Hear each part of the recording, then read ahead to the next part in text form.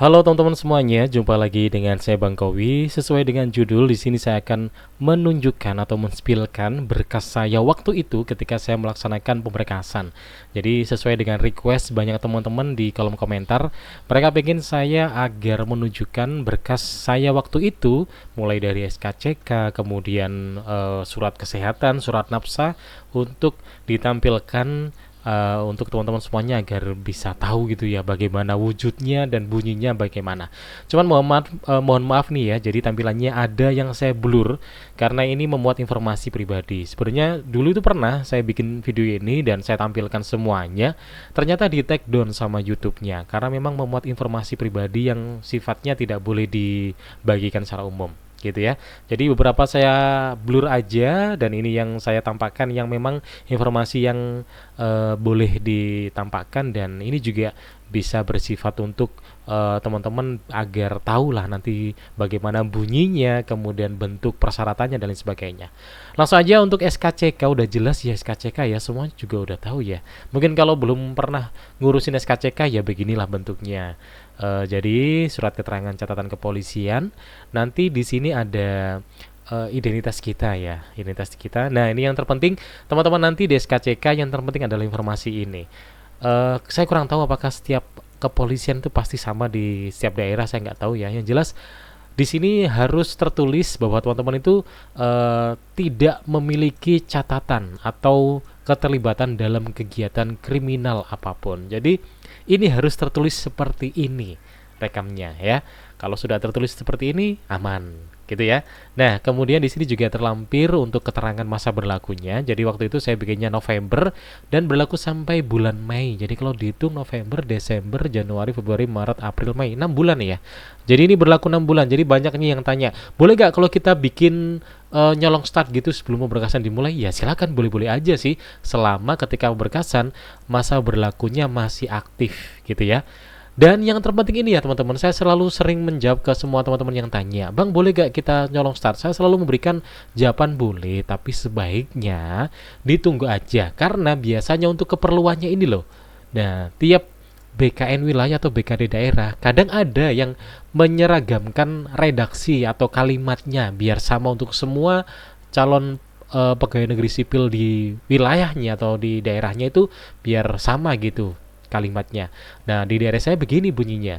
Jadi untuk keperluan persyaratan pengangkatan sebagai CPNS pemerintah Kabupaten Jombang. Ini yang diminta, jadi ya kita bikinnya ya sesuai dengan request. Waktu itu ada yang dia ditulis hanya untuk persyaratan pengangkatan sebagai CPNS dan tidak ada lanjutannya di Kabupaten Jombang, akhirnya ya disuruh minta pengajuan perubahan keterangan gitu loh. Makanya saya selalu bilang kalau bisa tunggu aja instruksi dari pihak BKD atau BKN wilayah. Kalau semisal nanti ada arahan ya. Kalau nggak ada arahan ya udah tulis saja, paling aman sih ya persyaratan pengangkatan sebagai CPNS pemerintah mana, kan teman-teman udah bisa mentaksir sendiri kan daerah mana, wilayah mana gitu ya. Ini untuk yang SKCK. Nah, untuk yang surat keterangan bebas narkoba ini, jadi bentuknya seperti ini, nanti ada logo rumah sakitnya ya. Ini di rumah sakit daerah di Jombang, rumah sakit pemerintah otomatis. Kemudian ini ada suratnya, tertulis surat keterangan bebas narkoba. Di sini ada nomor suratnya. Nanti untuk keperluan teman-teman input di daerahnya ada apa keterangan identitasnya. Di sini saya blur ya. Kemudian yang terpenting ini teman-teman. Jadi teman-teman nanti harus tertulis seperti ini ya. Jadi teman-teman nanti yang bersangkutan harus tertulis ini, yaitu dinyatakan tidak didapatkan adanya kandungan obat-obatan terlarang seperti narkoba, narkotika, psikotropika dan lain sebagainya. Dan hasilnya nanti terlampir. Jadi ada lembar keduanya gitu ya. Yang terpenting adalah ini, tidak didapatkan adanya kandungan obat-obatan. Itu yang terpenting hasilnya. Ada yang banyak bertanya, Bang, kalau misal kita ditemukan adanya kandungan obat-obatan gimana? Karena yang ada kandungan obat tidak selamanya konsumsi narkoba ya. Kadang mereka juga pernah sakit terus konsumsi obat apa gitu, tiba-tiba teridentifikasi ditemukan adanya kandungan obat itu. Rumah sakit itu sangat kooperatif kok teman-teman. Jadi ketika teman-teman didapati ada kandungan zat obat-obatan demikian misalnya, pasti teman-teman akan dikasih tahu, kemudian diberi anjuran untuk apa ya, pulang menunggu selama beberapa hari sambil diberi arahan untuk minum air putih yang banyak, minum obat ini untuk menetralkan, dan ketika selesai baru teman-teman nanti datang lagi untuk cek urin, sehingga nanti hasil yang keluar hasilnya adalah tidak didapatkan adanya kandungan obat-obatan terlarang lagi gitu ya. Jadi sangat kooperatif, jadi jangan, nggak usah khawatir ya. Kemudian keterangannya juga sama seperti SKCK tadi, karena memang sudah diseragamkan di daerah saya. Seperti yang sudah saya sampaikan, persyaratan pengangkatan sebagai CPNS pemerintah Kabupaten Jombang sudah diseragamkan gini ya. Jadi template-nya udah gini, jadi kita disuruh seperti ini. Kemudian ini hasilnya secara detailnya, secara rincinya ini ya. Jadi di sini harus tertulis negatif semuanya. Kalau ada yang positif ya teman-teman pasti nanti akan disarankan untuk evaluasi dulu selama 3 hari atau berapa hari gitu untuk menetralkan, baru nanti balik lagi untuk check up lagi. Jadi tenang aja ya. Untuk surat keterangan kesehatan ini juga sama, ini bentuknya juga hampir sama. Saya nggak tahu ya bentuknya nanti biasanya tiap rumah sakit apakah sama atau beda, saya nggak tahu. Yang jelas ini, yang terpenting adalah informasi ini loh yang nanti yang dibutuhkan dalam pemberkasan. Ini kalau surat kesehatan ini, maka yang dibutuhkan adalah ini, sehat. Ya, kalau sudah dinyatakan sehat, waduh ini jelas aman lah ya.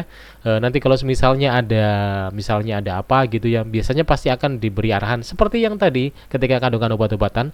Kalau ada sakit ini, kalau darahnya tinggi atau gimana, disuruh untuk rehat sejenak selama beberapa hari, balik lagi. Misalnya yang darah tinggi nih, kalau tensinya tinggi, dia disuruh tenang dulu nih sambil nunggu biar nggak kepikiran, habis itu balik lagi untuk cek tensinya gitu.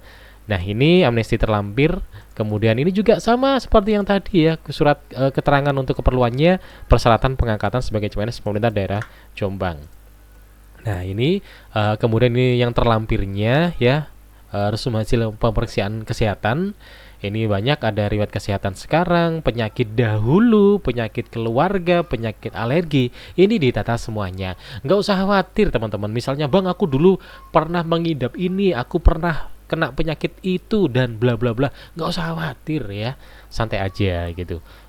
Jadi ya teman-teman santai aja, yang penting hasilnya di sini adalah tertulis sehat. Sehat ini adalah kondisi sekarang atau kondisi ketika teman-teman pemberkasan gitu ya. Bang misalnya aku nggak mau cerita penyakitku dulu, gimana bang? Ada juga yang tanya gitu. Ya nggak apa-apa, kan nggak ada yang tahu tentang apa yang terjadi di dahulu kan ya. Misal dulu pernah mengidap apa gitu terus nggak mau cerita dan bilangnya penyakit dahulu adalah nggak ada misalnya, ya silakan, nggak apa-apa, terserah gitu ya. Ini di data semuanya, batuk, sakit, pilek. Saya itu alergi dingin ya, kalau dingin itu saya itu pilek, jadi saya tulis ya pilek di sini, cuman nggak sampai sakit kepala, jadi bukan sinus. Saya tulis aja gitu, saya di sini apa adanya.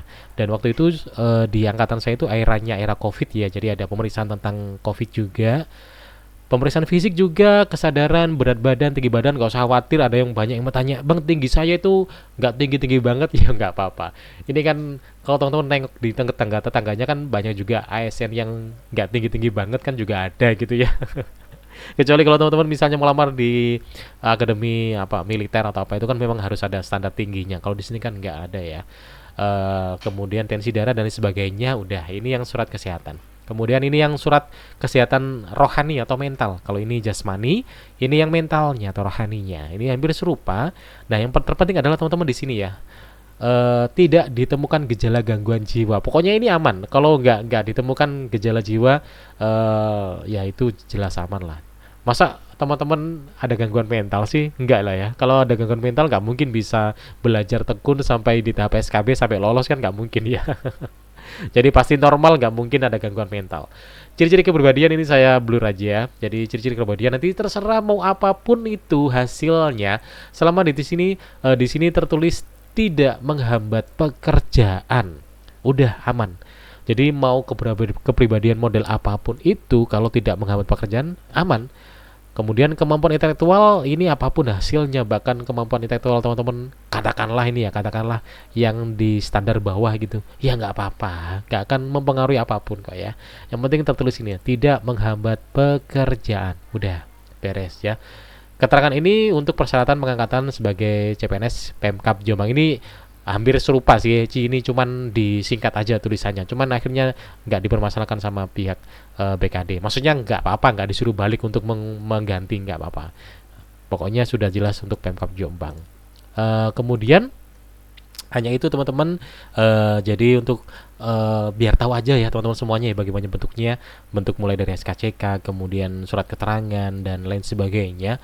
Oh iya, banyak tanya fotonya gimana bang untuk foto pemberkasan nanti. Kalau di era saya tuh ya foto biasa pakai pakai kemeja putih, nggak ada jas, nggak ada dasi waktu itu. Nggak tahu kalau di eranya teman-teman sekarang. Jadi sesuaikan aja gitu ya. Oke, itu informasi yang bisa saya bagikan kali ini terkait bagaimana bentuknya. Ingat ini bentuk di daerah saya, nggak tahu nanti di daerah teman-teman apakah sama ataukah beda. Yang jelas yang paling terpenting adalah di informasinya, informasi yang menyatakan teman-teman itu dalam kondisi apa, dalam kondisi bebas, nggak pernah mengonsumsi obat-obatan, dalam kondisi sehat, dalam kondisi tidak positif obat-obatan, dalam kondisi tidak pernah mengalami apa ya, kriminalitas dan lain sebagainya. Itu yang terpenting ya. Thank you udah nonton video dari awal sampai akhir dan semoga bermanfaat, dan jangan lupa dukung terus channel saya Bang Kowi dengan klik subscribe dan juga share video ini kalau memang video ini bermanfaat untuk teman-teman yang lain. Oke, thank you dan sampai jumpa.